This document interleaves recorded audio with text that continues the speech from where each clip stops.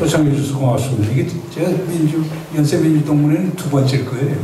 그 이한열 기념관에서 한 번 한 적이 있었고 이번이 두 번째인데 이번 주가 우리 김대중 대통령 서거 16주년이에요. 다음 주 월요일 날 현충원에서 추념 행사를 가는데 상당히 의미가 있다고 생각합니다. 그래서 특히 장소를 다른 곳에서 할 수 있었는데 우리 도서관 택하신 걸 감사하게 생각합니다. 사실 김대중 도서관이 연세대학 소속인데 사람들이 잘 모르는 것 같아요. 학교 밖에 있으니까.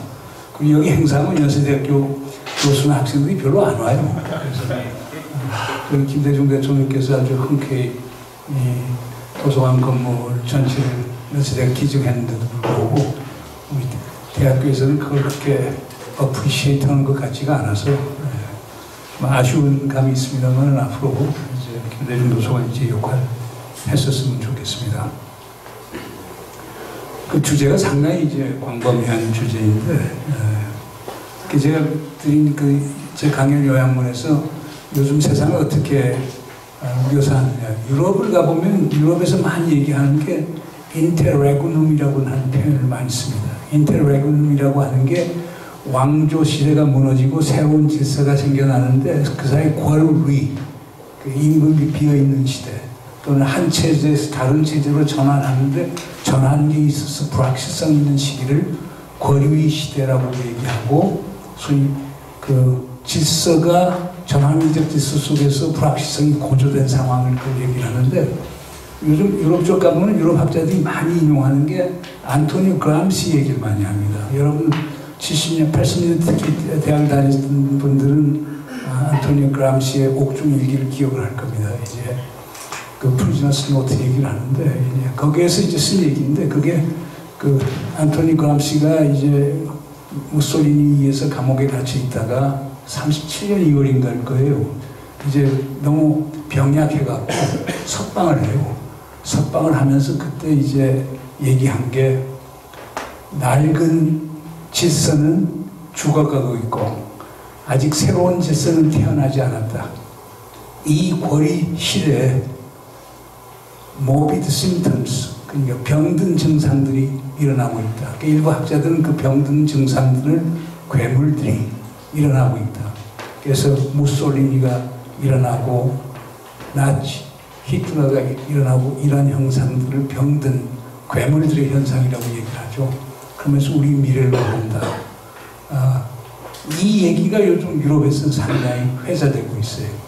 그러니까 미국 2차 대전 이후에 미국이 만들어 놓았던 질서라고 하는 게 지금 죽어가고 있고 근데 새로운 질서는 나타나지 않고 이 과정 속에서 지금 불확실한 현상들이 많이 일어나지 않습니까? 자, 가자에서 나타냐후가 대양 살육을 하고 있고 국제사회가 아무런 역할을 못하는 나타냐후라고 하는 괴물 푸틴이 우크라이나 침공을 했는데 푸틴에 대해서 아무런 제약도 못하고 있어요. 푸틴이라는 괴물. 그 다음 그린랜드도 우리 땅, 카나다도 우리 땅, 파나마도 우리 땅이라고 얘기하는 그 미국의 괴물. 괴물들이 도처에서 일어나고 있는데 국제사회는 아무 역할을 못하고 있는 거거든요. 이러한 이것이 하나의 그 안토니 그람시가 얘기한 morbid symptoms, 병든 증세들이 나타나고 있는 거죠. 그 병든 증세들의 증상의 배후에는 그 괴물들이 도사리고 있는 거고 그게 상당히 이제 불안한 세계 질서죠. 그러니까 그 세계 질서가 지금 어렵다는 게 첫째는 유엔이라는 게 완전히 무력화가 돼버리지 않았습니까? 유엔의 핵심이라고 하는 건 웨스트팔리아적인 주권 개념이거든요. 그 아무리 적은 국가들도 그 국가의 주권과 영토를 존중해주고 내정에 불간섭하고 모든 분쟁은 평화적으로 타결하고 이것이 유엔 헌장에 나타난 기본 질서인데 그게 완전히 깨지고 있는 게 나타나고 있는 거예요. 가자, 우크라이나 사태에서 그게 명시적으로 드러나고 있죠. 그 다음에 질서가 잡히려고 하면 그거 저변에 깔고 있는 세력이 안정적으로 깔려져야 돼요.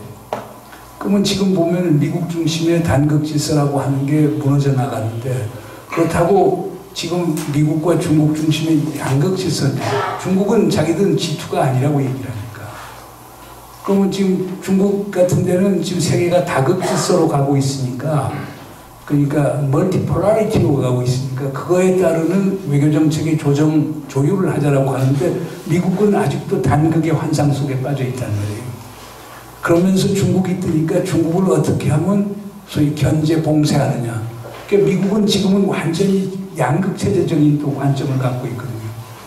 그러니까 일극 체제라고 하는 역사의 관성, 미국이 생각하는 양극 체제에서 중국을 견제하게 되는 것, 중국이 생각하는 건 이제 다극으로 가니까 다극에 맞는 국제질서를 만들자라고 얘기하는 거죠.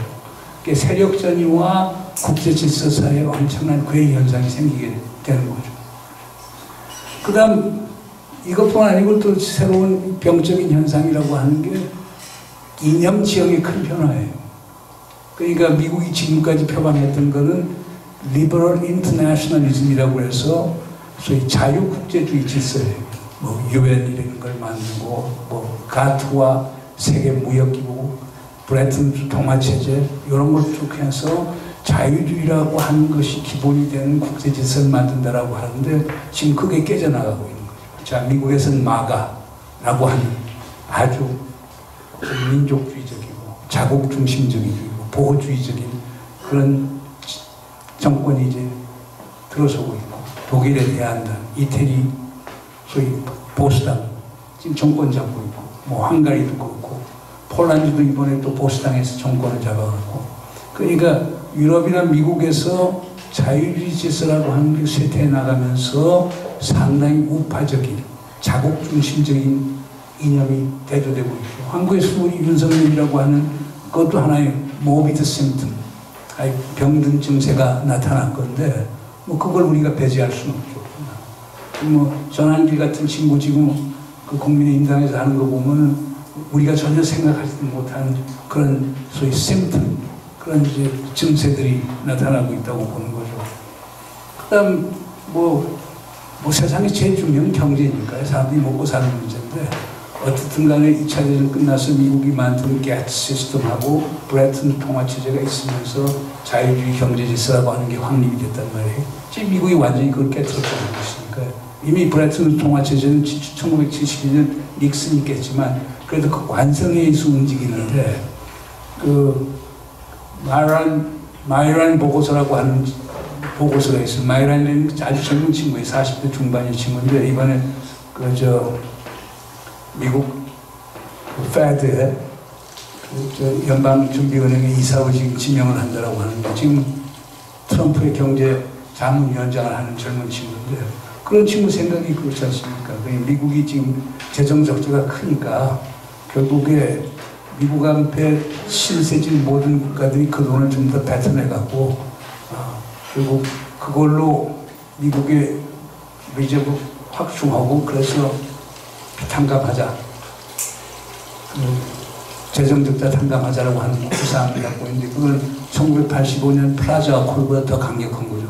플라자 어코드 같은 경우는 당시 무역 흑자를 많이 보던 일본하고 독일 서독하고 이제 소위 환율 절상시키라고 해서 미국이 덕을 보겠다고 하는 건데 아예 지금 마이란 보고서 같은 경우는 한국, 일본, 뭐 중국, 유럽 국가들 보고 미국 채권을 사려는 거예요. 그것도 100년 장기 채권. 그래서 그거 갖고 미국의 재정 적자 극복해놓고 미국 경제를 살리겠다는 구상인데 뭐 이 자체가 결국 자유무역 체제 완전히 무너뜨리고 통화질서 무너뜨리고 앞을 볼 수 없는 경제질서를 만드는 거죠. 그 다음에 이제 우리가 제일 걱정하는 기후변화 문제라든가 핵 확산 문제, 전염병 문제, 지구적 차원의 문제점 같은데 미국이 항상 중심이 되는데 미국이 거의 관심이 없으니까 다른 국가들은 그거 논의할 여력조차도 없어지는 거죠. 뭐 지금 파리 기후협약 같은 것도 모멘텀을 잃고 있고 그렇지 않습니까? 지금 WHO에서 세계보건기구에서 미국이 철수하면서 그 자체가 지금 너무나 약화가 됐고 그러니까 이런 것들 보면은 핵 확산 문제 같은 것도 마찬가지입니다. 미국이 지금 뭐 자그마치 10조 달러 이상 되는 돈을 미국의 핵무기 현대화에 쓰겠다라고 하는 거니까 핵 확산 질서에서도 지금 상당히 큰 함의가 있는 거예요. 자, 세계 질서가 이렇게 어려운데 그러면 동아시아 질서는 어떻게 될 건가? 동아시아 질서는 기본적으로 미국이 하는 거에 달려있다고 봐요. 그러면 미국에서 동아시아를 어떻게 보느냐? 다행인지 불행인지 지금 트럼프 대통령이 동아시아 질서에 대한 아주 분명한 구상을 내걸지는 않은 것 같아요. 트럼프 대통령은 거래주의적 입장이니까 모든 게 미국에 도움이 되는, 특히 미국의 경제적인 도움이 되면은 소위 지정학적 안보 질서 신경 안 쓴다는 입장이에요. 만약 중국이 미국에 많은 돈을 주면 대만 문제 포기할 수도 있는 사람이에요. 그 다음에 트럼프를 지금 밀고 있는 MAGA, Make America Great Again 해서 이들은 결국 기본적으로 고립주의 노선이니까요. 미국이 해외에 미국 군대 주둔하지 말자. 외국 전쟁에 미국은 개입하지 말자. 우선 미국과 웨스턴 헤미스피어, 미국을 둘러싼 남북미, 이것을 지키는 데 우리 모든 노력을 하자. 이 시각을 하는 거고요. 그리고 그 사이에 우리 미국 경제를 다시 재활성화시키면서 결국에 미국의 패권을 다시 찾는 것, 그것이 더 중요하다. 그리고 다른 나라 신경 쓸 거 없고 미국인의 신경을 쓰자라고 하는 게 마가의 기본 시각이거든요. 이렇게 되면은 오히려 미중 대결 구도가 상당히 약화될 가능성은 있죠. 마가적 시각에서 보면. 또 트럼프적 시각에서는 뭐 대만 해협 문제나 남중국 문제, 만약 시진핑 주석이 경제적 양보를 많이 하면 포기할 수도 있는 거죠. 근데 이게 사실상 지금 트럼프가 생각하는 기본적인 구도인데, 그러나 조금 자세히 들어가면 꼭 그런 것만도 아닌 것 같아요. 지금 트럼프 지지 세력 중에서는 그 아메리칸 프라이머시스트, 미국이 세계 최고라고 하는 미국 최고주의 사고가, 그 아메리카 퍼스트는 미국 우선주의예요. 미국이 우선주의예요. 근데 아메리칸 프라이머시는 미국이 세계 최고의 국가가 되어야 된다. 미국이 세계 패권국으로서 계속 유지돼야 된다. 그럼 미국은 유럽, 중동, 동아시아 전 지역에 대해서 미국이 군사적 개입을 하고 거기에서 미국의 영향력을 계속 확보해야 된다는 이 시각을 주장하는 사람이고, 그게 미국의 전통적, 특히 공화당 중심의 전통적 시각이에요. 근데 그걸 갖고 얘기하는데 미국이 지금 그런 여력이 있느냐? 여력이 없다. 그러니까 우선순위를 정하자. 그걸 프라이어타이저라고 얘기하는데요. 지금 미 국방성에서 지금 제일 핵심적 역할을 하는 엘드리지 콜비 정책 담당 차관이 대표적인 시각이에요. 지금 미국의 국가에 비추어 봐서 가장 중요한 게 뭐냐? 중국이 부상이다. 중국이 부상을 견제하고 인서클 하고 컨테인, 그것을 포위하고 봉쇄하는 것이 미국의 1차적인 전략적 목표가 되어야 된다. 그러려고 하면 유럽 중동에서 우리 빼자. 유럽 방안은 나토가 다 맡아서 하고, 나토의 유럽 회원국들이 다 맡아서 하고, 중동에서 손대고, 모든 전력을 동아시아 쪽에 집중시켜서 중국을 포위 견제하자. 이게 이제 프라이어타이저 시각이거든요. 지금 한국에 지금 이재명 대통령 방미와 관련해서 지금 압박이 제일 많이 들어온 부분이 바로 이 국방성 중심으로 하는 우선순위 접근법론자들이 제일 지금 영향을 많이 얘기를 하는 거예요. 그 다음에 니오콘이 아직도 살아있어요. 그러나 트럼프 자체는 니오콘을 상당히 배척을 해요. 니오콘은 민주당하고 비슷하고 보여요. 니오콘이라는 건 다른 게 아니고요. 한편에는 미국이 세계 최고 국가가 돼야 된다는 게 한 축이 있고, 다른 한쪽은 전쟁을 불사해서라도 미국적 가치인 민주주의와 인권을 전 세계적으로 확산해야 된다. 그리고 악당 국가, 깡패 국가들에 대해서는 미국이 군사적 개입을 해서라도 제거해야 된다. 그 니오콘 애들은 이라크 침공 정당화시키고 아프가니스탄 정당화시키고 그런 가치 외교를 하는 거거든요. 그 트럼프는 그걸 제일 싫어해요. 그래서 존 볼튼, 마이클 폼페오 이런 사람들이 대표적인 니오콘들인데, 그건 지금 배제되고 있는데 공화당 내에서 상원 하원 의원들은 니오콘 시각을 가진 사람들이 상당히 많이 있어요. 그러니까 지금 중국이 고민하는 거는 미국이 도대체 어떤 생각을 갖고 있느냐. 트럼프 얘기하는 거 다르고, 뭐 마가에 있는 친구들 얘기하는 게 또 다르고, 그 다음에 그 미국 최고주의 시각이 다르고, 미국 우선주의 시각이 다르고, 그러니까 프라이어타이즈들, 우선순위 정하는 시각이 또 다르고, 니오콘 시각이 다르고, 그러니까 어느 장단에 춤을 춰야 되느냐. 그러니까 하나 분명한 거는, 여러분 기억나실 거예요. 그 트럼프 일기 때, 트럼프가 제일 먼저 통화했던 사람이 대만 총통 차잉원이었어요. 그게 중국에 엄청난 충격을 줬죠. 지금 트럼프 2기에서는 라이칭거 지금 대만 총통이 그렇게 로비를 하고 노력을 하는데 그 유명한 대만 로비, 타이완 로비를 통해서도 전화통화 못했어요. 그리고 요번에 이제 남미 갔는데 미국에 경유해서 가겠다고 하는데 트럼프가 노를 했어요. 이거는 중국에 준 의미가 상당히 크죠. 그러니까 그 시각을 보던가 아니면 근데 이제 핏 헤그세스 국방장관이나 엘드리지 콜비 같은 친구 내놓는 얘기 보면은 지금 한국, 일본, 필리핀, 오스트레일리아 이런 국가들은 중국이 패권적 야망을 막기 위해서 공동의 노력을 해야 된다. 계속 주장을 하는 거예요.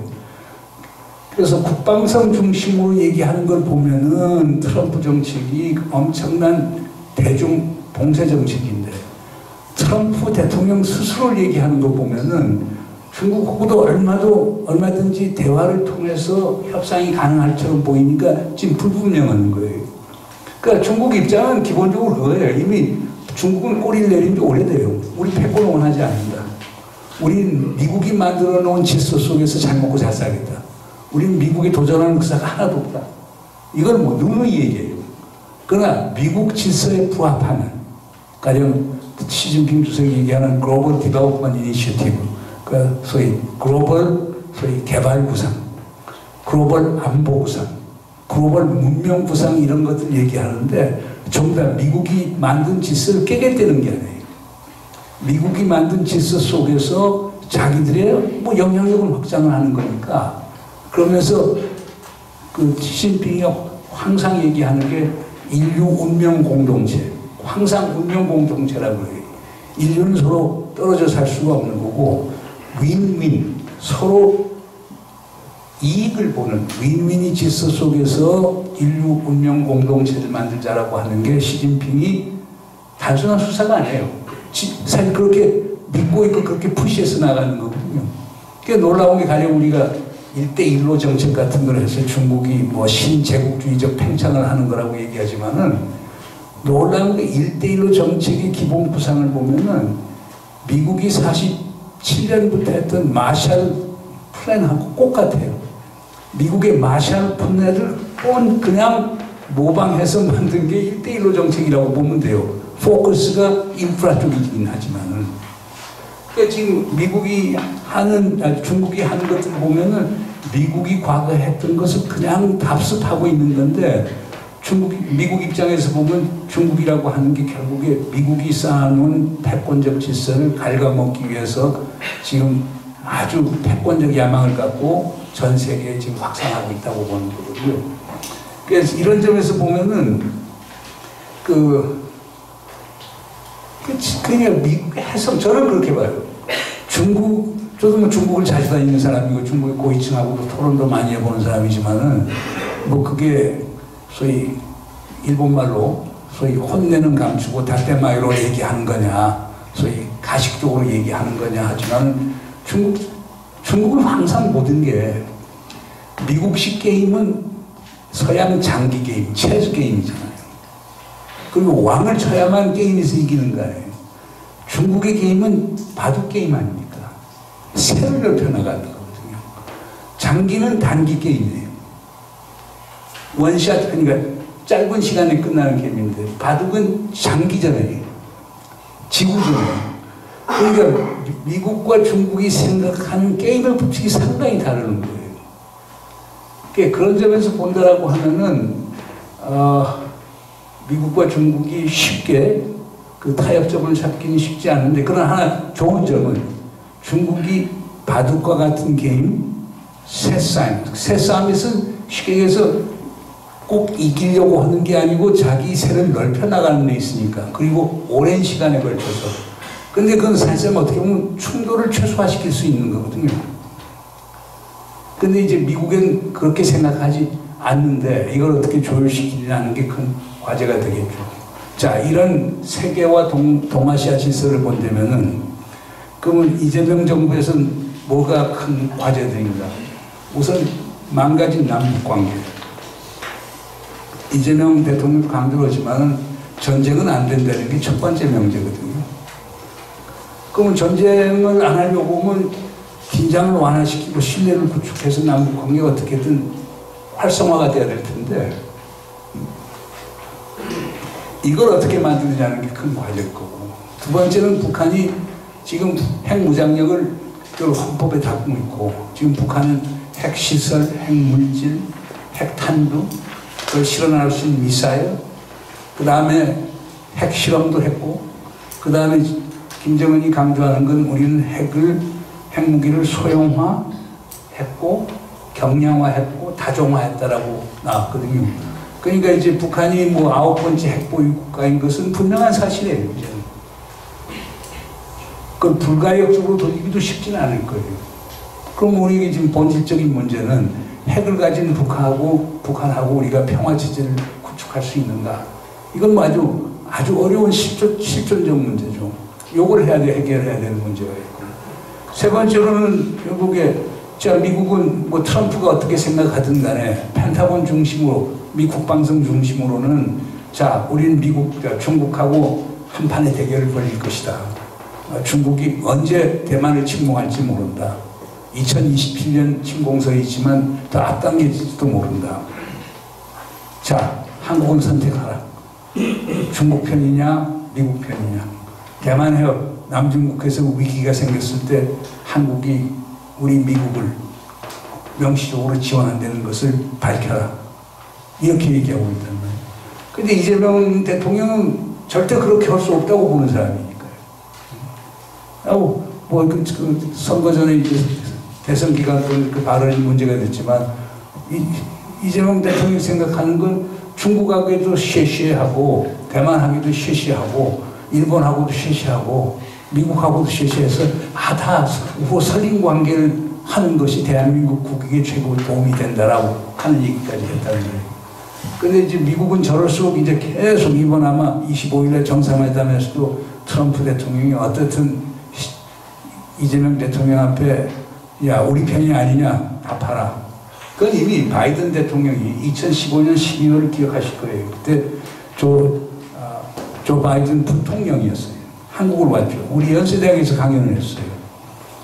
그때 이제 2015년 9월 3일 중국에서 했던 전승일에 우리 박근혜 대통령이 갔단 말이에요. 그때 박근혜 대통령이 가니까 미국에서는 이제 박근혜 대통령이 결국에 중국으로 붙으려고 하는 것 아니냐. 워싱턴에 상당히 곤두섰죠. 그래서 우리 연세대학교에서 초빙 강연할 때 첫 마디가 결국에 뭐냐. 한국은 이제 선택을 해야 되느냐. 중국이냐 미국이냐 선택을 하라. 그리고 그거 끝난 다음에 박근혜 대통령 청와대 가서 만나면서 또 똑같은 얘기를 한 거예요. 우리 이재명 대통령한테 그게 올 가능성이 상당히 많기 때문에 그 이재명 대통령이 생각하는 한미동맹도 유지하면서 그 다음에 중국하고 전략적 협력 동반자 관계도 잘 유지하게 되는 그게 가능할지. 그게 이제 우리 김대중 대통령의 정책이었어요. 김대중 대통령이 논두렁론이라는 게 있어요. 그때도 그 문제가 많이 나왔죠. 중국이 부상하는데 한미동맹하고 한중관계가 조화를 이룰 수 있을 것인가. 그래서 김대중 대통령이 그때 답변이 재미있는 답변이었죠. 소가 논두렁을 지날 때 오른쪽 왼쪽 가려서 먹느냐 풀이 있으면 먹는 거지. 우리도 마찬가지고 미국하고 잘하면서 미국에서도 우리 국익을 도모하고 중국하고도 국익을 도모했는데 왜 양자 태결하려고 강조를 하느냐. 물론 그때는 클린턴 대통령하고 김대중 대통령이 가까웠고 짱점인 중국 주석하고도 가까웠고, 근데 그 당시에는 또 중국과 미국 관계가 아주 원만했기 때문에 가능한데 지금처럼 미중이 전략적 라이벌 관계에 들어가는데 가능하느냐 이 문제가 나올 수 있는데, 어떤 간에 미중 간에 있어서 선택의 문제도 큰 문제일 겁니다. 근데 이제 트럼프, 그 다음에 이제 큰 과제는 트럼프 중심으로 해서 나가는 게 기존의 국제 질서를 해체하는 거란 말이에요. 그리고 트럼프는 기본적으로 디글로벌리제이션, 탈세계화를 표방하기 때문에 탈세계화라고 하는 건 지금 자본주의 분업질서를 지금 부인하겠다는 거니까, 보호주의로 가겠다는 거니까, 관세 전쟁하겠다는 거니까, 소위 글로벌 서플라이 체인, 그 전 세계적인 공급망, 그걸 깨고 중국을 거기서 제외시키면서 우리 미국과 미국의 동맹국, 그 다음에 파트너 국가들하고 새로운 공급망을 구축하겠다는 건데, 우리도 거기에 지금 상당히 영향을 받을 수밖에 없는데 그걸 할 수 있겠느냐. 그 다음에 이제 국내적인 문제도 클 거예요. 그러니까 우리 사회가 특히 이번 윤석열 비상계엄을 겪으면서 느꼈던 게 우리 사회가 얼마나 양극화됐는가라고 하는 것. 그리고 양극화가 국내 정치 문제도 있지만 외교 정치의 문제에 있어서 특히 북한과 미국을 보는 것, 북한과 중국을 보는 데서 너무나 우리 사회가 갈라져 있는데 그걸 어떻게 극복하고 국민적 합의 속에서 외교안보 정책을 펴느냐, 이게 큰 과제들이 될 겁니다. 그러면 자, 전망과 대안은 뭔가? 우선 남북 문제는 지금 제가 볼 때는 이재명 대통령이 잘하고 있다고 봅니다. 자, 대북전단 살포 중단시켰죠. 그러니까 이북에서 오물풍선 안 들어오지 않습니까? 확성기 철거했죠. 북에서도 결국 확성기 철거하지 않았어요. 이번 을지 프리덤 가이던스 훈련, 야외 훈련을 사실상 9월로 연기시켰지만은 사실 그건 안 하게 될 겁니다. 야외 기도 훈련 안 하니까 청계천에서 CPX 연습만 하게 된단 말이에요. 북에서는 북에서 인민무력부장이 입장 표명했지만은 입장을 표명한 거지 비판은 찾아볼 수 없는 거거든요. 그러니까 그거에 지금 화답을 하고 있고. 그러나 이제 모르겠어요. 9월 되면은 한미 삼국 연합군사 훈련이 있어요. 프리덤 엣지라고 해서. 그때 이제 전략무기 같은 것을 동원하게 되면 북에서 상당히 민감하게 반응하는지 모르지만 지금 하여간 이재명 대통령이 우리가 솔선수범해서 우리가 긴장 완화 조치를 취하니까 북에서도 어떻든 간에 화답을 하고 있거든요. 그러니까 남북관계에 소통 채널은 없지만은 이런 것들이 쌓여가면서 남북관계는 그렇습니다. 큰 구상 갖고 큰 거 하는 거 효과 없어요. 작은 거 하나씩 성공시키면서 그러면서 남북한 간의 신뢰를 구축하는 게 제일 바람직한 건데 만약 이렇게 되면서 남북이 소통이 없더라도 가령 우리 개성공단을 이북에서 사실상 지금 형해화 시켜버렸기 때문에 억울하죠. 우리 개성공단 입주자 대표들 한번 개성 가보게 하는 것도 좀 만들었으면 좋겠고요. 금강산도 지금 다 해체하는 과정인데 금강산을 못 가게 되면 원산 갈마지구라도 우리 지금 개별 관광객 가는 것은 유엔 안보리 제재 저촉이 되지 않아요. 갈 수 있어요. 그러니까 뭉텅이 돈, 벌크 캐시가 안 가면은 갈 수 있는 거니까 그런 것들 지금 한 번씩 해보면은 우리 연세민주들 동문들 같이 해서 원산을 한번 가보면은 그것도 의미가 있는 건데 이런 식으로 해서 나가게 되면은 뭔가 남북한 간에서도 지금 소통점이 생기는 것 아니냐. 왜냐하면 윤석열 정부를 있었을 때 처음부터 다 깨진 거예요. 우리가 이제 북한하고 소통 채널이라는 게 제일 중요한 게 정상간, 우리 대통령실하고 조선노동당 본부에 거기에 이제 정상간 통화 채널이 있고, 그 다음에 우리 국정원하고 통일전선부 사이에 직통전화가 있고, 그 다음에 판문점에 우리 통일부하고 북한의 조평동 사이에 행정전화가 있고, 그 다음에 서해, 비무장지대, 동해 세 곳에 군사 직통전화가 있는데 이게 전부 다 차단이 됐어요. 그러니까 얼마 전에 북한에서 표류했던 어민 6명 보낼 때도 결국에 미디어를 통해서 공개적으로 보내요. 저쪽 가서 저쪽에서 나중에 온 것 알리는 게 우리한테 하나 알린 게 아니고 지금 유일하게 남아있는 유엔군 사령부 채널을 통해서 어민 6명 수용 온 거를 알려왔거든요. 요걸 빨리 지금 회복을 해야 돼요. 이렇게 하면 좀 가능성이 있는데 미국에서 방해할 거라고 보진 않아요. 트럼프는 이거에 대해서 반대는 하지 않을 테니까요. 이제 북한 핵 문제 상당히 큰 문제겠죠. 그거는 사실상 정동영 장관도 분명히 얘기했지만은 지금 시급한 거는 북한이 핵미사일 활동을 중단하는 게 중요한 거다. 지금 북한이 자기들이 핵 보유했다라고 헌법에까지 잡아놨는데 비핵화라고 하는 아젠다를 입구에다 놓고 북한하고 협상하자면 북한이 안 나올 거다. 김여정이도 얼마 전에 미국에다가 준 메시지가 있지 않습니까? 비핵화라고 하는 의제가 아니면 다른 분야에서 대화할 용의가 있다. 또 미 국무부 아태 담당 부차관보도 그거에 대해서 화답을 했어요. 오케이, 그럼 비핵화 의제 말고도 한번 대화하자라고 하는 거니까 저대로 나오면 북미 대화가 가능할 거라고 보거든요. 그러니까 그래서 우리 정부 하는 거는 결국 하나는 결국 어떻든 북이 핵미사일 활동 중단하고 두 번째는 갖고 있는 핵미사일을 감축해 나가고 시간을 두고 폐기하는 과정을 겪는 그래서 중단, 감축, 폐기 순서대로 가는 것. 뭐 그럼 그거에 따라서 북한에도 우리가 이제 분명한 미국에서 인센티브를 줘야 되겠죠. 뭐 중단했을 때 줄 수 있는 것, 가령 뭐 북미 관계 정상화를 들고 나오려든가. 그다음 감축을 시작하면 감축의 정도에 따라서 우리가 북한에 대한 제재를 부분 완화를 시켜줄 수 있는 거고. 그다음 검증 가능한 폐기는 오랜 시간이 걸릴 거예요. 그거에 따라 인센티브 패키지 갖고 나오는 거고. 그다음 우리 한국 사회에서는 자꾸 이제 코리아 패싱 걱정을 하거든요.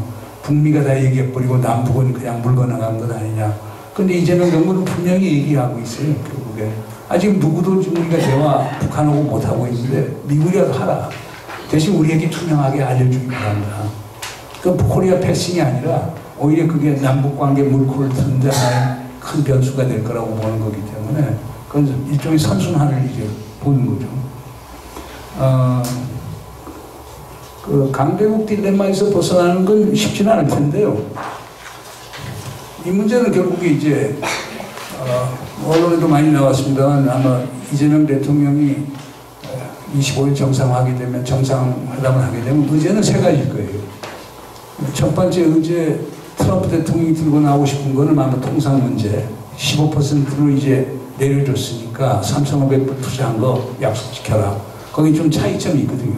우리는 대출과 대출 보증으로 케이스 바이 케이스에서 3,500불까지 생각하는 거고 트럼프 생각하는 건 한국이 현금 들고 와서 3,500만 불 캐시로 만들어주는 걸 생각하는 거고. 왜냐하면 트럼프가 그렇게 얘기했잖아요. EU에서 6천억 불 투자한다는데 그걸 기프트, 트럼프 대통령이 주는 선물이라고 얘기를 하는 거니까. 그 다음 거기에서 지금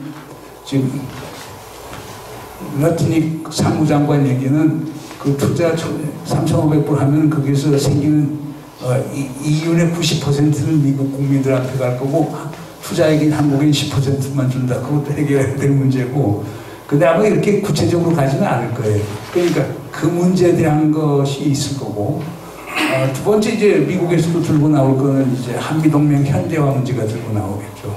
그러니까 그러면서 자 한국 방안을 한국이 주도적으로 하라. 그리고 한국이 또 GDP 5%까지 지금 국방비 늘려라. 뭐 지금 3.6%가 나오고 있는데.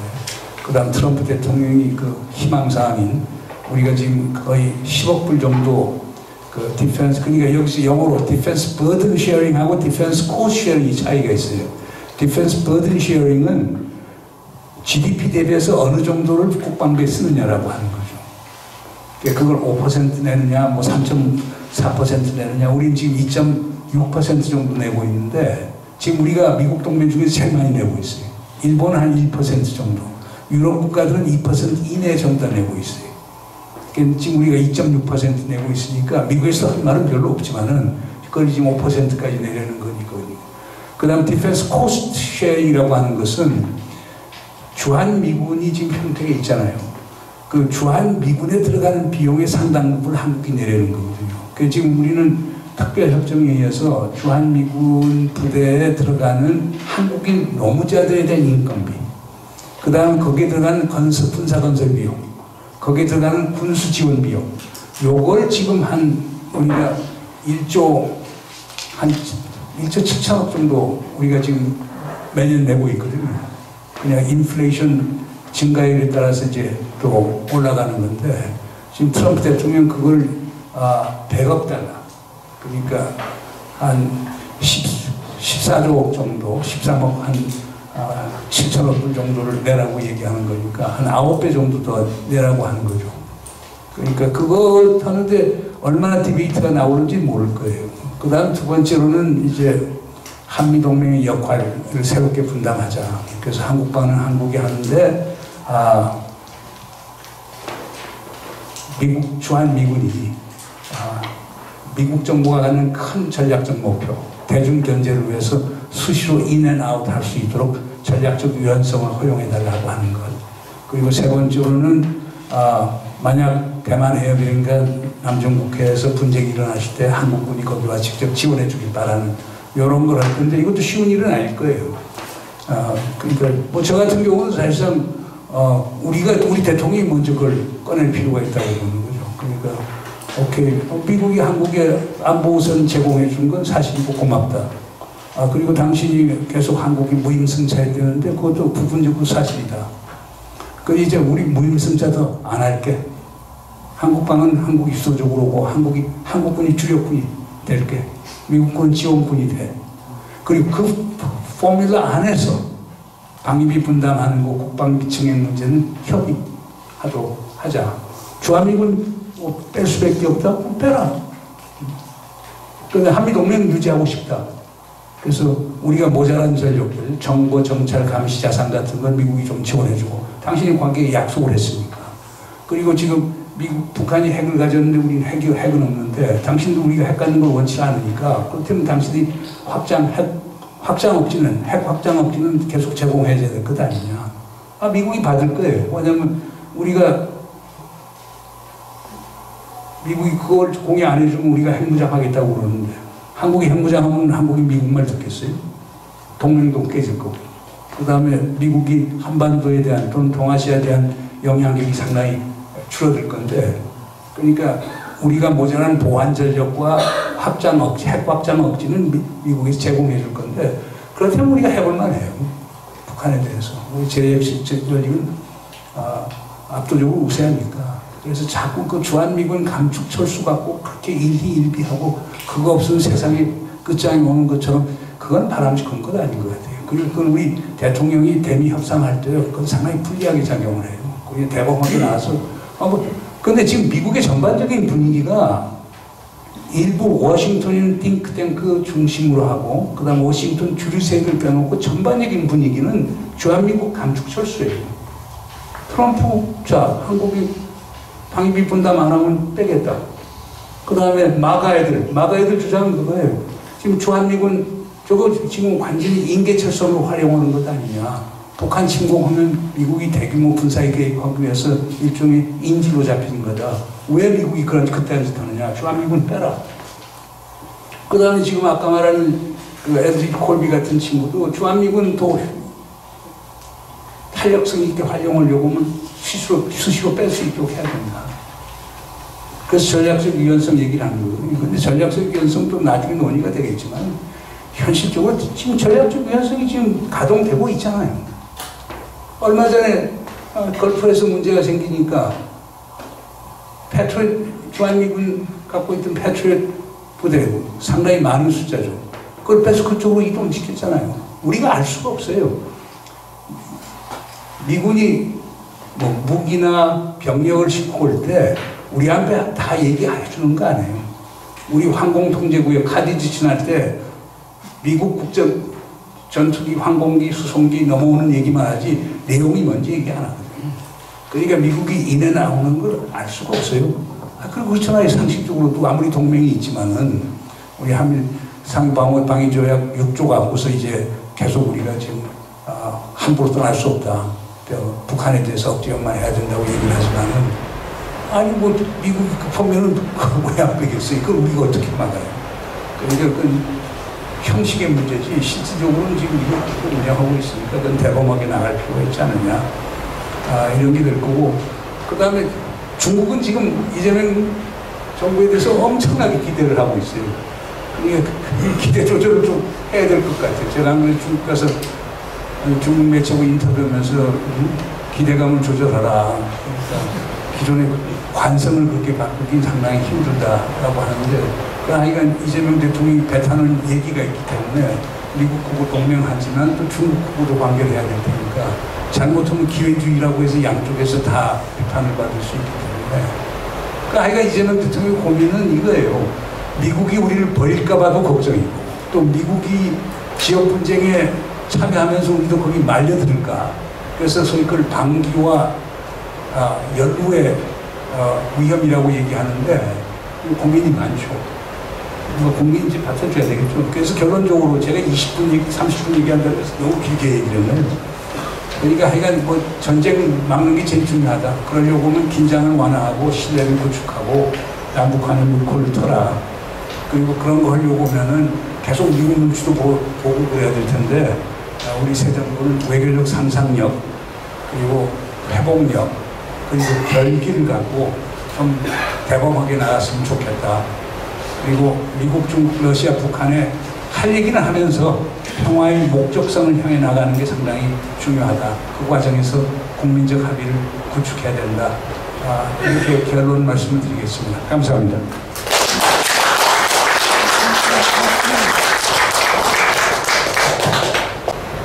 네, 안녕하세요. 네, 문재인 정권 초반에 UC 버클리에서 뵌 미국, 한국 오가면서 통일운동하는 액션 온 코리아의 정현진입니다.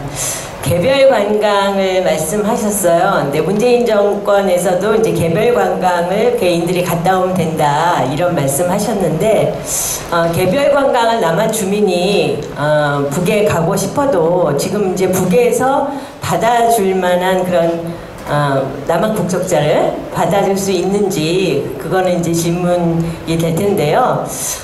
개별 관광을 다녀오더라도 뭐 국가보안법이라든가 남북교류협력법이라든가 그런 법적인 여건이 잘 되어 있지 않은 상태에서 그냥 갔다 와서 나중에 뒷감당은 개인이 알아서 하는 거 아닌가 이런 좀 불안감이 듭니다. 왜냐하면 이제 저희 단체가 2018년에 한창 좋았잖아요, 분위기가. 그래서 방북단을 꾸려서 북에 잘 다녀왔습니다. 화백 2명, 뭐 기자 1명 저 이렇게 갔는데 다녀와서 이제 그 화백들은 북에서 그려온 아름다운 광경을 전국에 전시를 하고 기자도 뭐 방북기를 쓰고 막 그랬는데 남북교류협력법에 걸렸어요. 뭐라 그러냐면은 부산에 있는 경찰이 우리 방북단 일원한테 접근을 해서 니네들은 그러니까 해외 동포는 통일부 승인 안 받고 갈 수 있지 않습니까?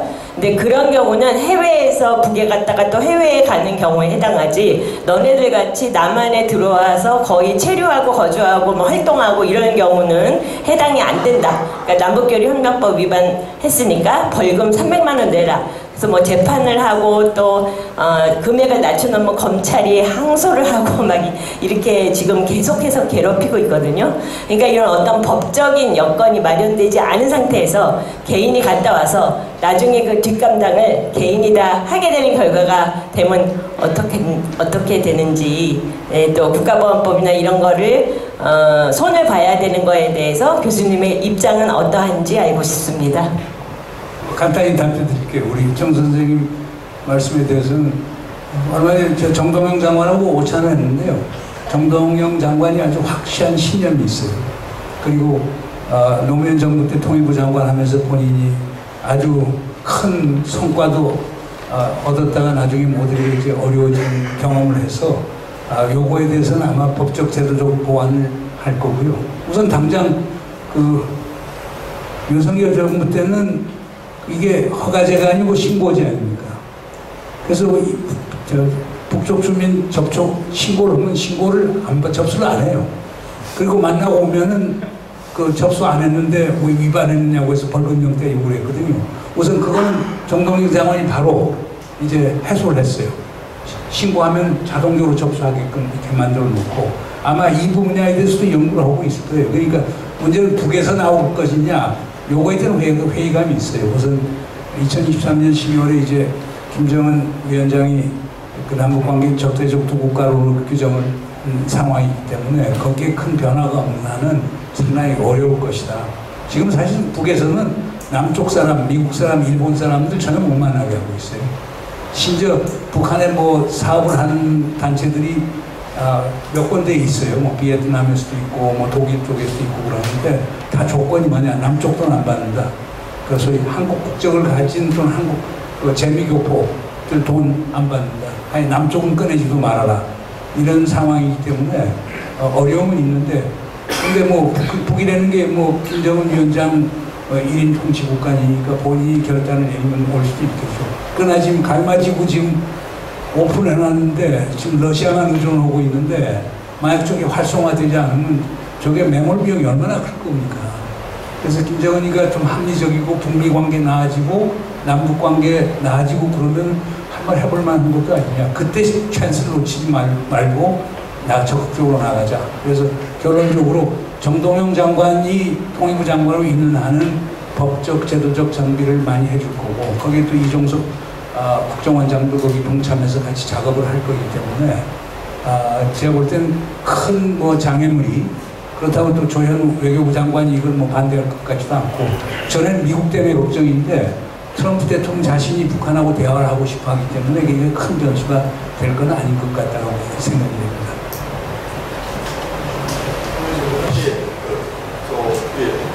저는 통일에 관심 많은 이명하 박사라고 합니다. 질문 3가지 하겠습니다. 말씀 잘 들었고요. 갑자기 이거 떠서 선생님 만나뵈려고 왔는데 그 5회 사회에 있는 김여정의 발언 거기에 대해서 말씀하실 줄 알았는데 요즘 김여정이 가끔씩 툭 튀어나와서 하는 거에 대해서 사람들이 이론이 많거든요. 거기도 듣고 싶었는데 마침 있더라고요. 그거 하시는 줄 알았더니 선생님께서 스킵 하셨어요. 그리고 2번째는 그 전략적 유연성에 대해서 저도 이제 그렇게 됐으면 좋겠다. 그리고 주한미군 철수한다 그러고 가라. 그리고 우리가 평택에 너는 주둔비도 내고 부산 확실하게 하자. 이렇게 하고 싶은데 그게 가능할까 싶은데 문제는 대통령이 다 한다고 해서 여기 계신 분들은 또 같은 색깔일 것 같은데 우리나라가 지금 너무 양극화됐잖아요. 그래서 국민적 합의를 끌어내는데 선생님의 어떤 좋은 아이디어가 계신지. 3번째는 제가 이제 그 아버지가 북청 사람이거든요. 그래서 원산을 가고 싶어요. 그래서 요번에 대통령이 트럼프랑 2번 만나잖아요. 요번에 가서 8월 달에 만나고 가을에 또 에이펙 할 때 또 올 거 아니에요. 그 전에 언제 그 가까운 시일 내에 개별 관광이 가능한지 선생님의 의견을 듣고 싶습니다. 이상입니다. 첫 번째 김여정 발언 아까 지나가면서 얘기는 했는데요. 그러니까 결국에 비핵화 의제가 아니라고 하면은 얼마든지 대화할 수 있다는 얘기를 했고, 그 다음에 국무부의 하트 담당 부차관보도 좋은 제안이다. 우리 긍정도 검토할게 이렇게 나왔으니까 지금까지는 트럼프 대통령은 뭐 김정은하고 사이가 좋다고 계속 얘기했고 북한하고 소통하고 있다고 하는데 제가 아는 바에 따르면은 미국이 주로 이제 뉴욕 채널을 이용을 해요. 뉴욕 유엔 대표부를 촬영하는데 국무부에서 보는 서한 이런 것을 거기에서 접수 거부를 한 걸로 알고 있습니다. 그러니까 사실 소통이 안 되고 있었던 건데 이번 김여정 발언 이후에 그런 변화가 있다면 상당히 의미가 있다고 보고요. 지켜봐야 될 겁니다. 그 다음에 개별 관광 같은 경우는 단기간에 쉽지는 않을 거고, 그러니까 결국 적대적 투국가론이라고 하는 대명제를 김정은이가 내놨는데 남쪽 주민들한테 이렇게 올 수 있겠느냐라고 하는 그런 문제가 있기 때문에 요건 북미 대화가 어떻게 진전되느냐라고 하는 걸 좀 지켜봐야 될 것 같고요. 그 다음 다른 하나는 이제 15일 날 있는 트럼프 푸틴 정상회담이 상당히 중요할 겁니다. 만약 우크라이나 문제가 평화적 타결이 된다면은 그러면 트럼프 대통령이 푸틴을 통해서 김정은의 영향력을 행사할 수도 있지 않을까 이렇게 기대를 해보는데 이거 조금 지켜봐야 될 것 같고요. 그래서 쉽지는 않지만 그러나 우리 입장에서는 북에 계속 메시지를 보내는 게 필요하다고 봐요. 야 너희들 갈마지고 시작하는데 왜 러시아 사람들에게만 오픈하느냐. 중국에게 오픈하고 우리한테도 오픈해라. 우리 금강산 그때 뭐 우리 스스로가 그건 이제 이명박 정부 때 우리가 스스로 중단한 거란 말이에요. 러시아한테 오픈된 문제 러시아가 인산들의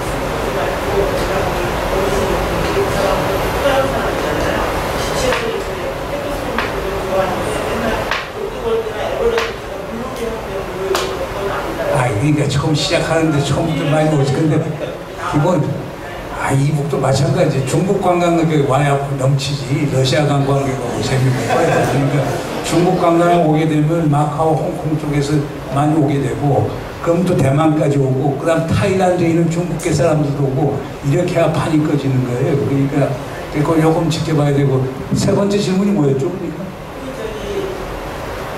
전략적 유연성 말씀하시는데, 우리가 그건 쉽진 않을 거예요. 우리가 또 약정을 맺어서 소파에 의해서 주둔군 지휘 협정에 따라서 우리가 빌려주는 건데, 그거에 대해서 협상 카드는 될 수 있는데 그건 최후의 카드가 될 거예요.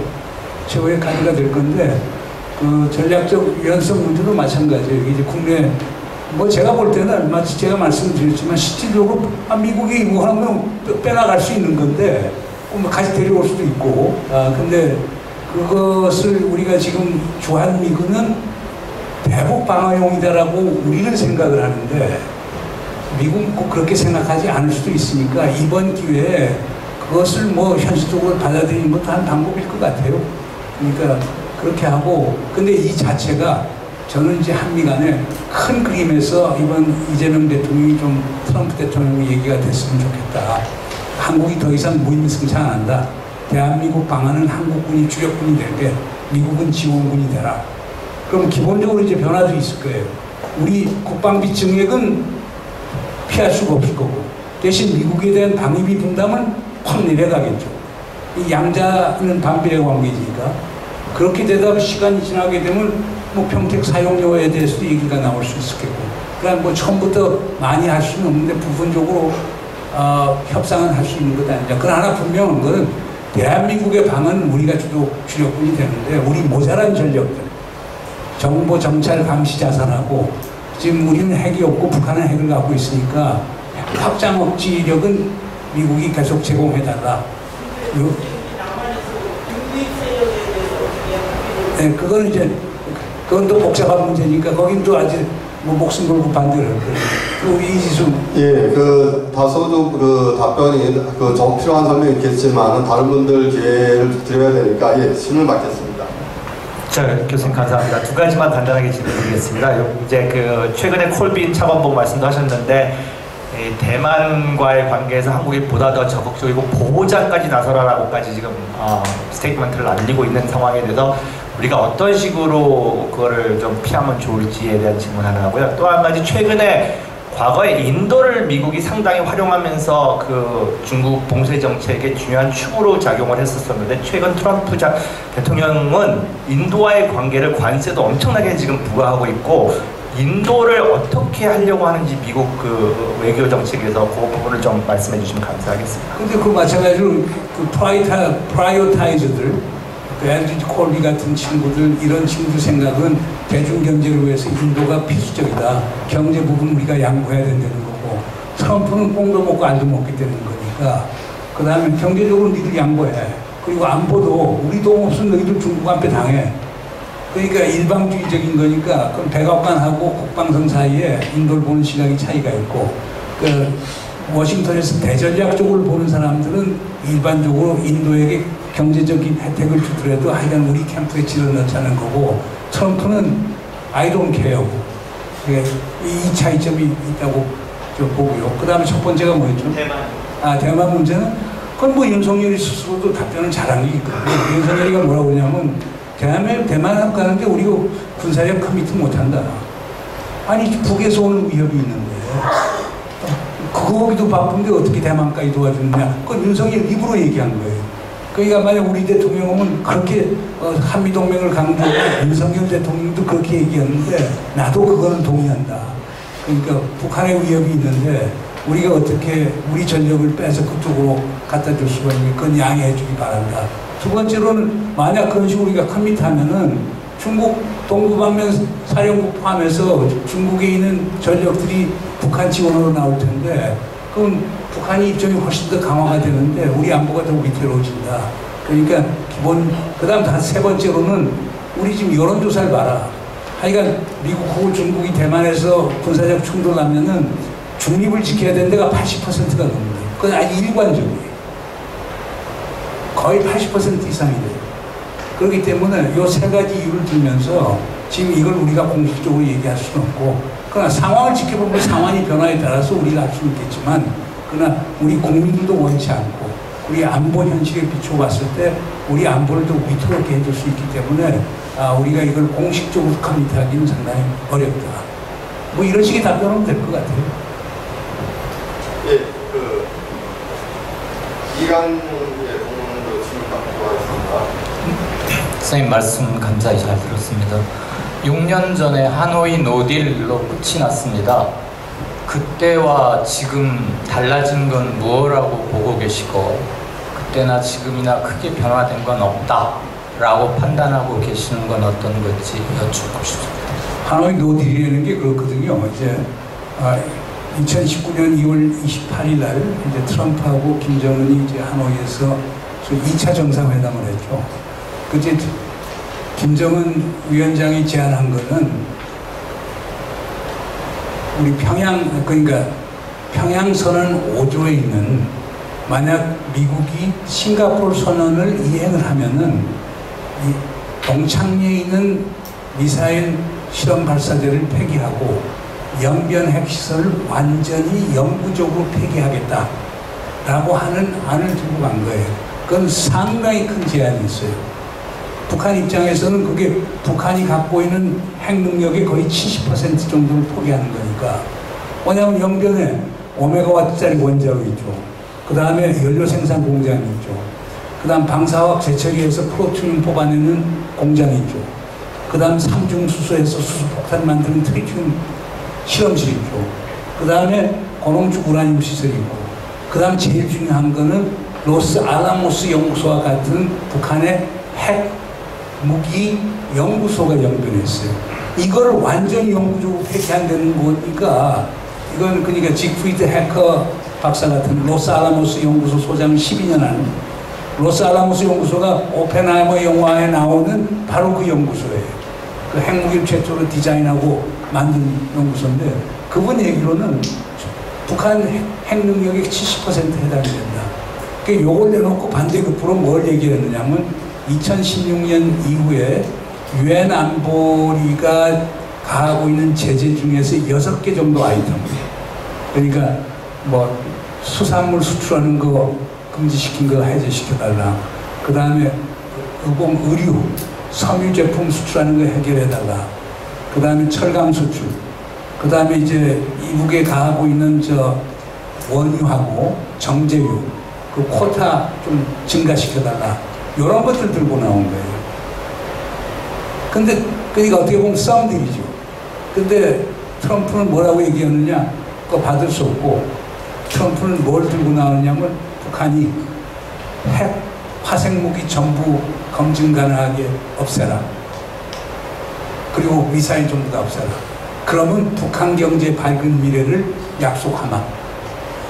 그러니까 엄청난 걸 요구하면서 약속금을 주겠다는 거예요. 그러니까 김정은이가 받지 못하죠. 그게 판이 깨진 거죠. 근데 그때 트럼프의 계산은 그거였어요. 그때 그거 구상을 만드는데 존 볼튼과 마이클 폼페오가 그 니오콘들이 크게 작업을 한 거죠.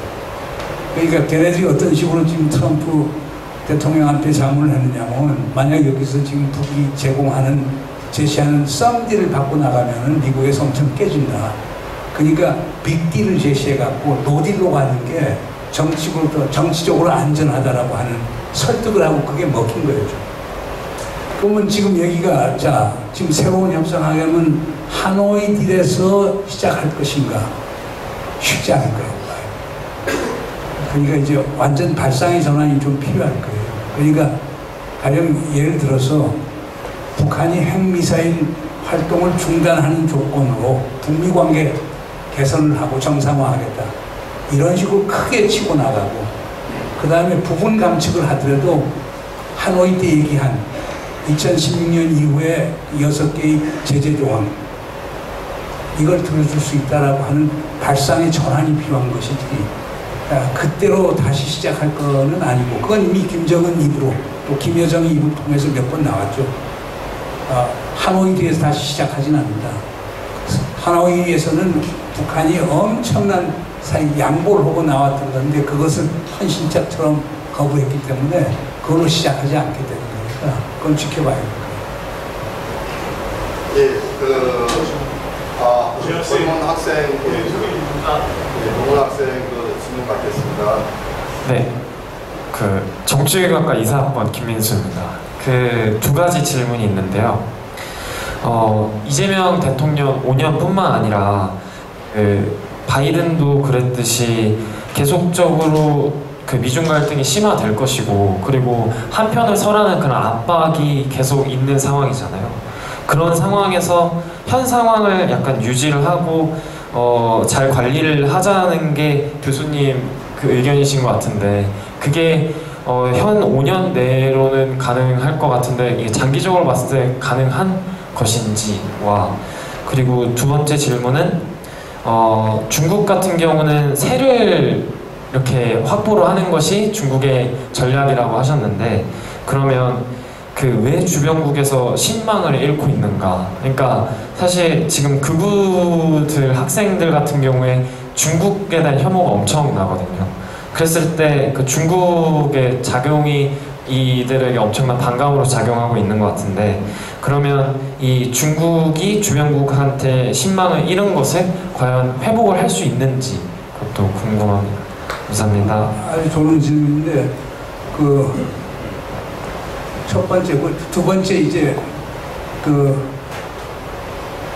두 개가 다 연결되어 있는 건데, 우선 미중 대결에서 우리가 할 수 있는 선택은 하나는 미국 쪽에 붙는 것, 그걸 프로-아메리칸 밸런싱이라고 그러는데, 소위 패권국과 도전국이 대결을 할 때 패권국 편을 들어서 도전국의 부상을 막는 전략을 소위 밸런싱 전략이라고 그러는데, 우리가 미국 편에 드는 거고, 두 번째 전략은 밴드웨고닝 전략이라고 해서 그 상황에서 도전국 편을 들어서 패권국을 뒤엎는데 참여를 하는 거예요. 그 밴드웨고닝 전략이라고 얘기를 하고, 그 중국 편승 전략이죠. 세 번째는 미국도 중국도 싫으니까 홀로서기 하게 되는 거예요. 홀로서기는 두 가지 방법이 있어요. 하나는 우리가 핵무장을 한 중견 세력 국가로 갈 수도 있고, 다른 하나는 스위스처럼 영세 중립국으로 선언하는 방법도 있을 거예요. 그게 홀로서는 방법이에요. 네 번째 방법이 있다라고 하면은 김대중 대통령이 얘기했던 논두렁론이에요.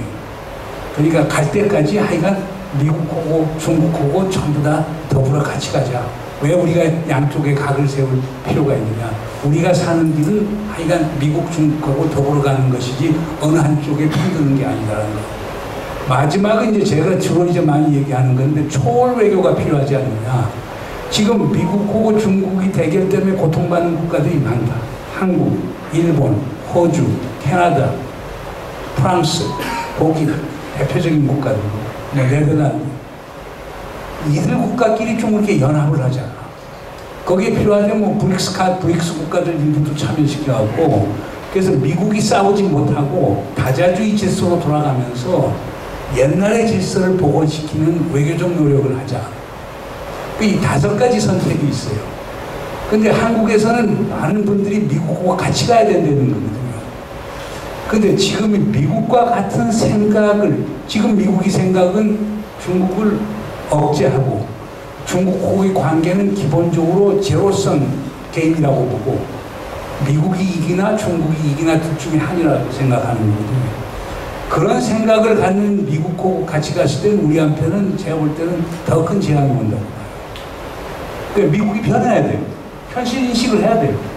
중국과 더불어 살 수 있고 중국과의 관계는 윈윈이 관계라고 하는 인식 변화를 가져와야 돼요. 그게 키신저가 주장하는 거예요. 키신저가 주장하는 게 세계뿐만 아니고 아시아 태평양도 넉대는 거예요. 미국과 중국이 얼마든지 공동 진화, 코이볼루션 할 수 있다. G2의 개념을 키신저가 얘기했으니까 키신저 말을 안 듣는 거예요. 아까 미국은 서양 장기, 최하죠. 중국은 바둑, 이 에너지를 가져온 사람도 키신저 박사예요. 그러니까 내가 볼 때는 키신저 박사가 상당히 옳다고 봐요. 그러나 지금 문제는 키신저 박사의 유해 사고를 하는 사람도 워싱턴에서 완전히 마지널라이즈, 완전 소수화되면서 배격이 되고 있거든요. 중국을 악마화하고 중국 타도론, 중국을 이겨야 미국이 잘 먹고 잘 산다는 이런 생각이 퍼지고 있고, 그게 하나의 신념으로 자리 잡고 있고, 그 미국이 망하는 길로 가는 거예요. 그런데 한국의 많은 사람들도 거기에 동조를 해요. 아니 미국하고 중국이 싸우면은 그리고 미국 편 들면 대한민국이 이 신냉전의 최전선이 되는데 쉽게 얘기해서 저기 상해부터 시작해서 신양까지 전부 다 우리 대한민국이 사정권 안에 들어가는데 왜 우리가 미국이 우리가 원하지 않은 미국이 전개하는 신냉전의 최전선이 돼갖고 일본 방패막 되고 구한 방패막 되고 하와이 방패막이 돼야 되느냐. 난 그건 아니라고 봐요. 그러니까 우리는 어떻든 미국과 중국이 싸우지 않도록 만드는데 최선의 노력을 하고 그리고 미중이 갈등이 되는 것을 최소화시키는 이런 외교적 노력을 해야 된다고 보고요. 그 다음에 한국의 젊은이들이 왜 중국을 싫어하느냐. 중국 젊은이도 한국 싫어해요. 그러니까 항상 대한민국이 우주의 중심이 아니에요. 근데 미국, 중국 가서 강연할 때도 중국이 우주의 중심이 아니다. 옛날 중화론 웃기는 얘기다. 요즘 세상은 개개인, 모든 개개인이 우주의 중심이다. 그건 다 서로 존중을 해야 된다는 거예요. 그러니까 우리는 지금 서구의 영향이 너무 많아요. 서구의 영향이. 그러니까 얼마 전에 내가 좀 캠브리지 대학 출판에서 나온 책에 한 챕터를 쓰는 건데 그 챕터에 준 주제가 중국이 한반도, 한국에 있어서 중국의 영향력 전략 그걸 쓰라고 하는데 그래서 제 제자 하나랑 이제 그 자료를 쭉 찾고 이렇게 보니까 서구에서는 지금 그 데니스 와이드라고 저 CIA 부국장 하던 친구가 인터뷰한 거 보면 재미있는 게 지금 중국이 사방팔방으로 한국에 침투해 들어오고 한국이 완전히 공산화 직전에 있다. 한국이 이제 미 CIA하고 FBI하고 공동 협력을 해갖고 그걸 막아야 된다라고 해서 그 편집자가 나한테 물어보는데 그거에 대한 증거들 좀 찾으라 이거예요. 증거를 찾을 수가 없어요. 응? 왜냐하면 지금 호주나 미국이나 영국 같은 데 문제가 되는 것은 거기 화교 집단이 엄청나게 큰 거예요. 정치적, 경제적 파워가 엄청 센 거예요. 그런 우려가 있어요. 그거는 중국 공산당이 하는 통일전선 전략에 의해서 할 수가 있는데 한국은 화교가 2만 명밖에 안 돼요. 그 다음 조선족이 지금 뭐 70만 있다라고 얘기하는데 그 다음에 한 17만 정도가 이제 그 여기 뭐 유학생으로 온 학생들 그 다음에 여기 뭐 단기 노동자로 온 사람들 그 다음에 이제 저 한국 분들이 이제 부인으로 오신 분들이 계속 되어 있는데 정치적 영향력을 행사할 만한 그런 위치에 존재하지가 않아요.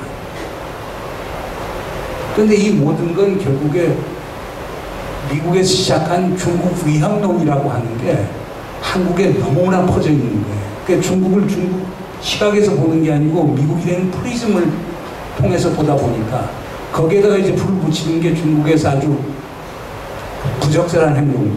뭐 김치가 중국 거다. 그다음 한복 입고 와서 이거는 중국의 복장이다.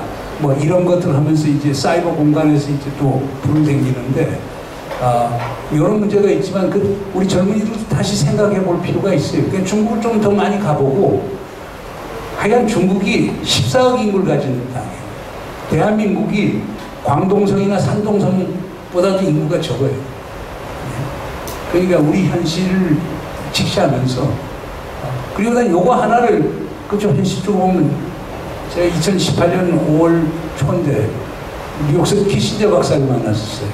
그때 뭐 내가 대통령 특보를 할 때인데 대통령께서도 한번 키신저 박사 의견 들어보라고 해서 그때 왜 저 종전선언을 채택하면 3자 또는 4자 한다라고 그러는데 만약 중국을 배제한 상태에서 남북미 3자가 종전선언하는 것에 대해서 어떻게 생각하느냐. 키신저 박사 답변이 간단해요. 그건 바보짓이다.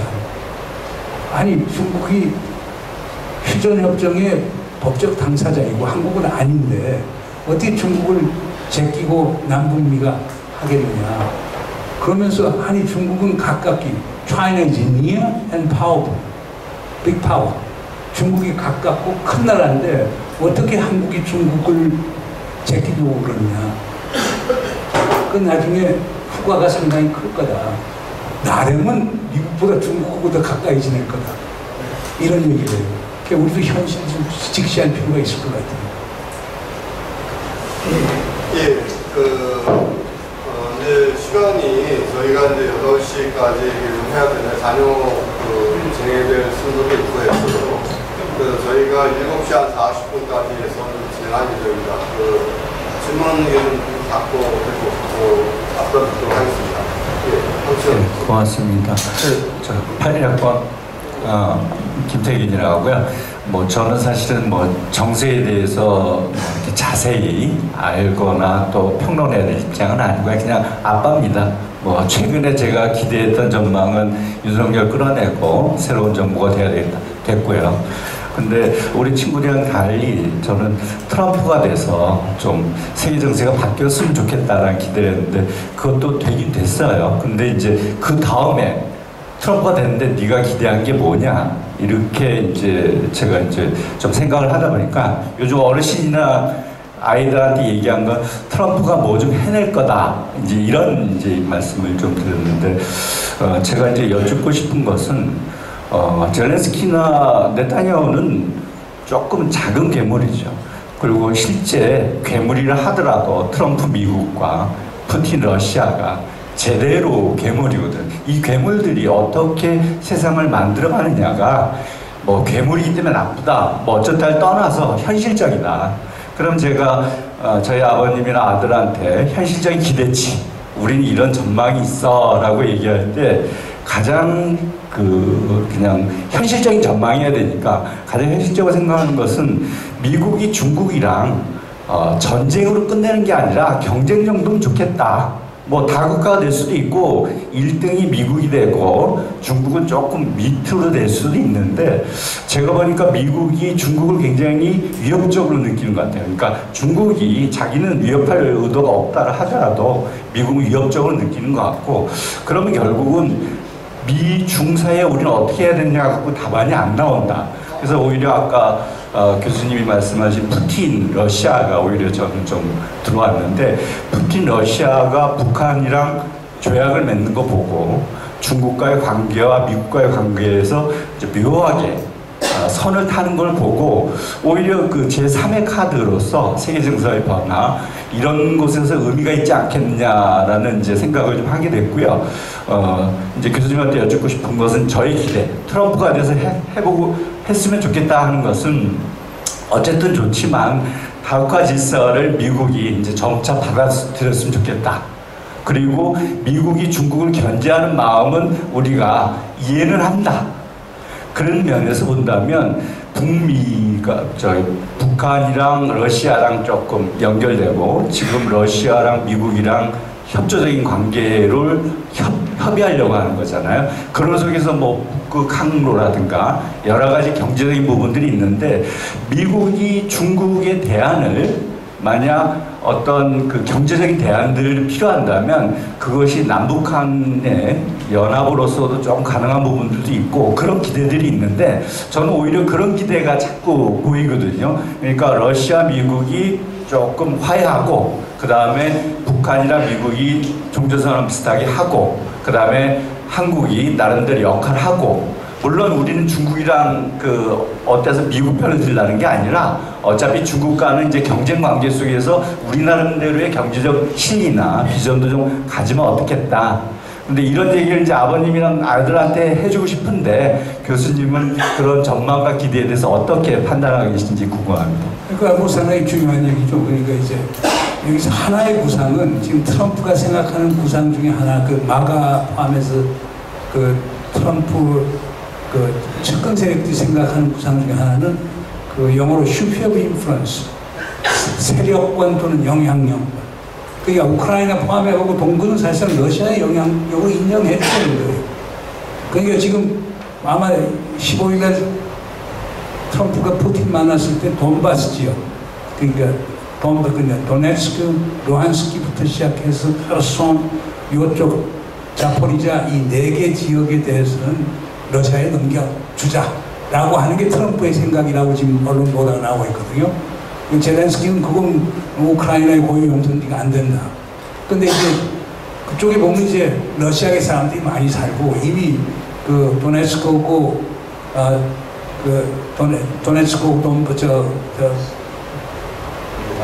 루한스키 여기에는 사실상 이미 친러시아 공화국이 지금 구성돼 있단 말이에요.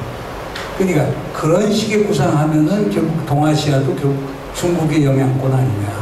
그러면 기본적으로 해서 미국이 웨스턴 헤미스피어, 중국은 동아시아, 그 다음에 동유럽 쪽은 러시아의 영향권을 인정해주고 그 틀에서 가자라고 하는 사람도 꽤 많아요. 트럼프 가까운 사람이.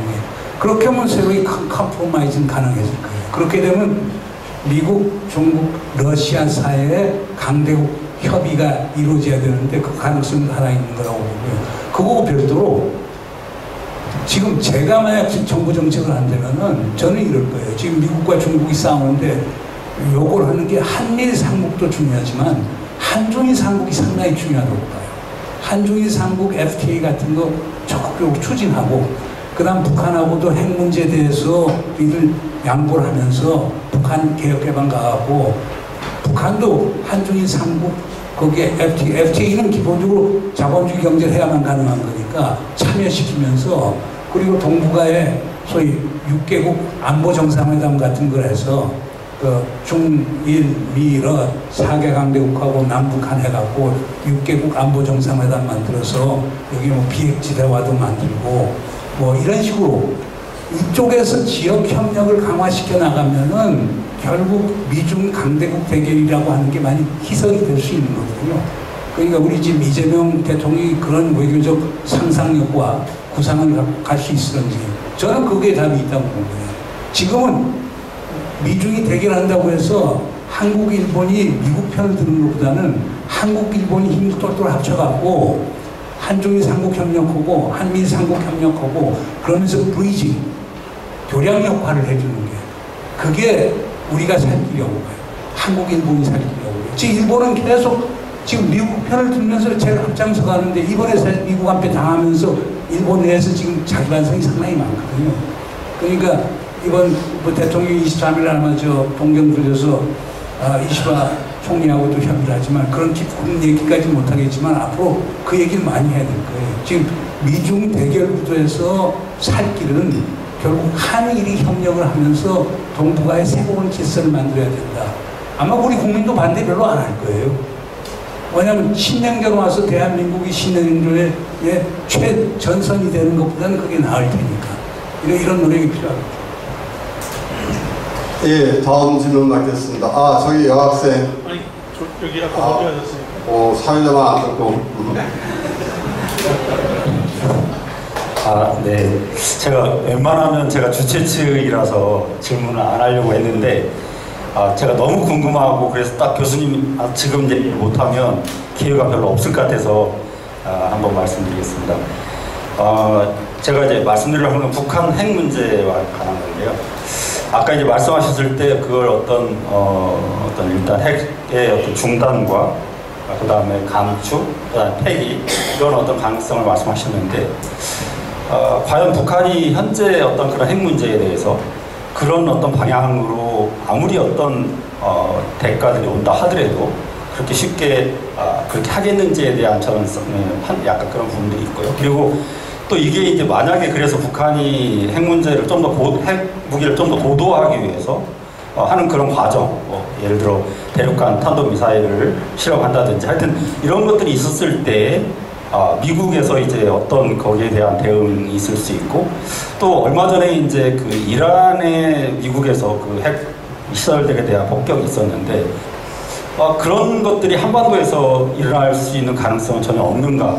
그리고 또 그런 부분에 대해서 그러면 남한에서는 그걸 방지할 수 있는 그런 어떤 확고한 어떤 그런 것들을 가질 수 있는가. 그러니까 예를 들어 북한에 대한 미국의 공격을 남한의 허락, 그러니까 동의 없이 할 수 없도록 하는 것에 대한 어떤 그런 장치를 만들 수 있겠는가. 이런 부분에 대한 것들이 너무나 저는 궁금해가지고 질문 드리겠습니다.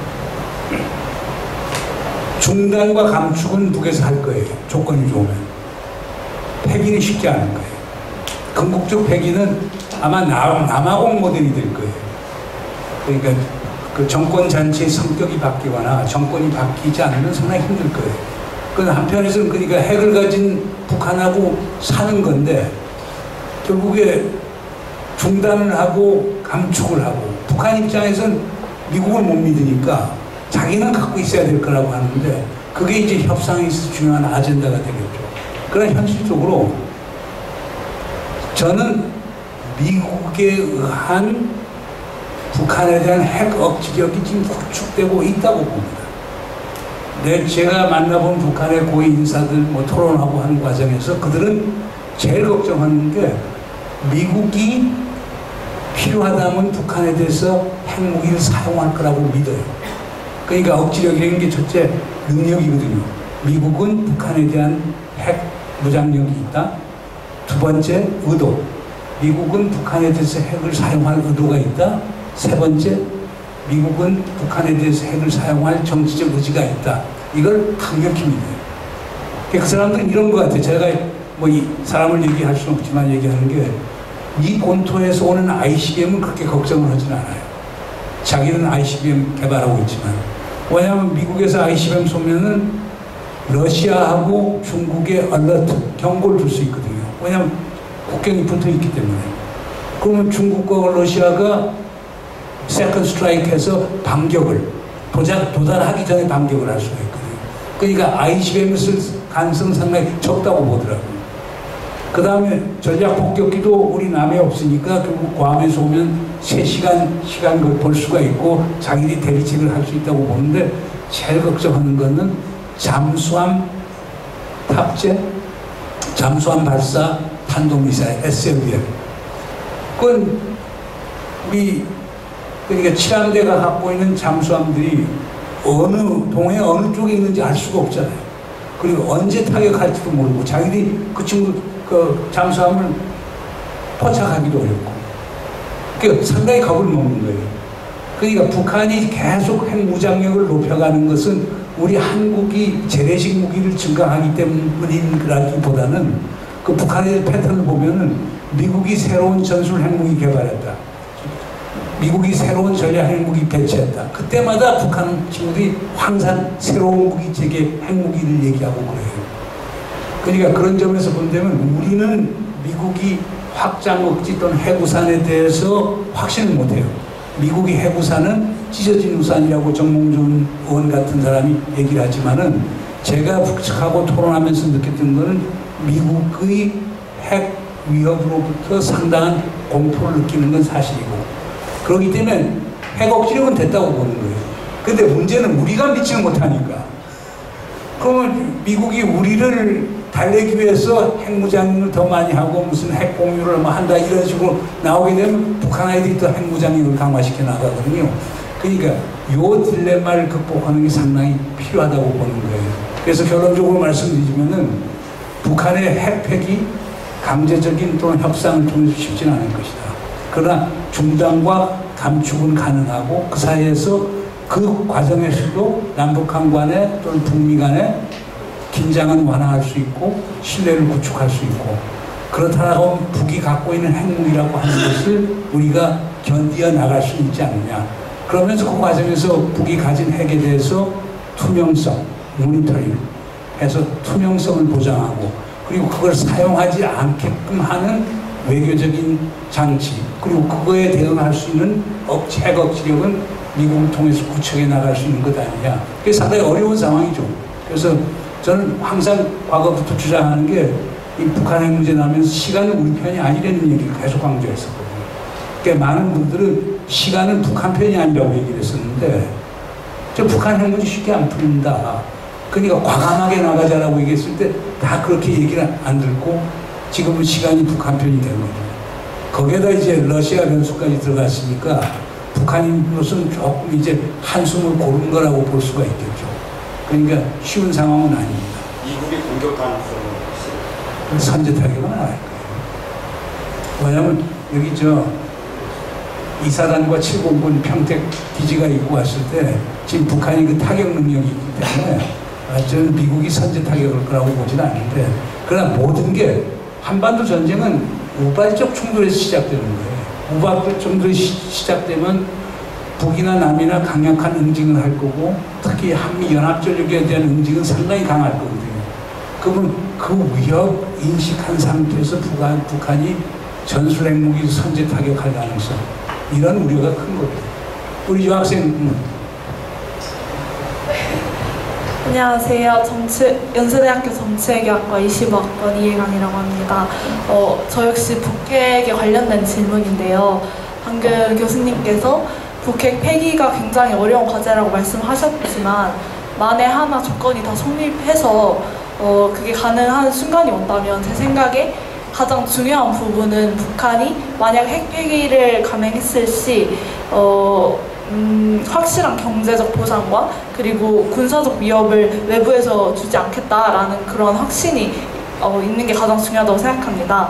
사실 불과 작년이긴 하지만 고등학교 시절 때 전 이게 북한과 중립국을 포함한 육자회담 협의체를 재구성하여 국제 조인트 개런티를 만드는 것으로 가능할 거다라고 막연하게 생각을 했었는데요. 하지만 대학에 와가지고 그 배움의 외연을 확장하고 국제 정세를 조금 더 파헤쳐 보니까 이 중립국 활용이 과연 가능하긴 할까라는 의문이 들었습니다. 왜냐하면 첫째, 중립국이 굳이 동북아 평화 하나를 일념으로 그 합의를 주도해줄 이유가 없을 것 같고, 둘째로는 막강한 중립국이라고 여겨진 스웨덴이나 핀란드마저 최근에 나토 가입을 하면서 중립국의 지위가 많이 무너진 것으로 알고 있어요. 그래서 제 질문은 북핵 폐기 협상에 있어서 중립국 활용이 가능하긴 할지, 만약 가능하다면 어떤 방향으로 이루어져야 하고, 불가능하다면 그 북핵 폐기가 어떤 방식으로 이루어지면 좋을 것 같은지 교수님의 의견이 궁금합니다. 현실적으로 자발적 폐기가 상당히 어렵다라고 하면은 아까 그런 이제 포뮬라들은 어려워질 거고, 그 하나 방법이 있다라고 하면은 그 동북아 비핵지대화, 그러니까 Northeast Asian Nuclear Weapons Free Zone이라고 하는 구상들이 일본 나가사키 대학 그룹들이 오래전부터 그걸 주장했었는데, 그 기본 개념은 이거예요. 그러니까 아까도 간단히 얘기했지만 남북한, 일본, 몽고 이 4개 국가들은 항구적으로 핵무기를 갖지 않는다. 그리고 대신 핵을 가진 지역 국가들, 미국, 중국, 러시아는 이 비핵 국가들에 대해서 완전한 안보 안전 보장, 그걸 네거티브 시큐리티 어슈런스라고 하는데 안전 보장을 해주고, 그들에 대해서 모든 재래식 또는 핵무기를 사용하지 않는 것을 소위 국제법적으로 유엔하고 연동을 시켜서 조약을 체결하는 방법으로 하는 건데, 이것도 상당한 이제 신뢰가 필요한 건데, 그러려고 하면 북한의 엄청난 북한 체제에 대한 보장, 그리고 엄청난 경제적인 그 보장을 해주는 그것이 가능할런지도 모를 거예요. 근데 그러려고 하면 우선 북미 관계가 개선이 되고, 그리고 북한이 미국이나 우리 한국으로부터 위협을 느끼지는 않은 상태를 만들어줘야 비핵화가 가능하다고 봐요. 비핵화는 결국에 북한에 대한 적대 정책의 산물이에요. 뭐 김정은이가 체제 안전 보장을 위해서 핵무기를 가지려고 했다? 저는 그렇게 보지 않아요. 기본적으로 적대시 정책이 있었고, 적대시 정책의 핵심이라는 게 북해와 북한 체제의 붕괴와 제거에 있었고, 그거에 대한 대응으로 대안으로 이제 김씨 일가가 그렇게 나왔다고 보는 건데, 그러니까 문제는 북한에 대한 적대시 정책을 어떻게 해소시켜주느냐, 그리고 어느 시점에서 김정은이가 그거에 대해서 핵무기를 폐기할 정도의 만족감을 느끼느냐, 이게 중요한 관건일 거예요. 또 그 과정에서 북한 군부는 또 그걸 어떻게 생각하느냐.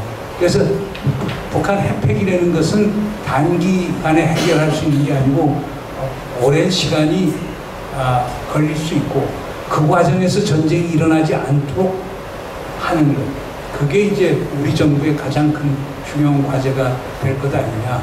그리고 핵을 가진 상태에서도 불안정하지만 평화는 가져올 수 있다. 그런 신념을 갖고 가야 될 것 아니냐. 이걸 위해서 필요한 게 예방 외교, 프리벤티브 디플로마시가 필요하다고 이제 보는 거죠. 근데 한국 사회에서 상당히 그게 힘들어요. 저 같은 사람이 이제 직설법으로 얘기하는데, 또 보수적인 분들은 뭐 엄청나게 비판을 하는 거거든요. 근데 비판도 좋지만 대안이 있어야 되죠.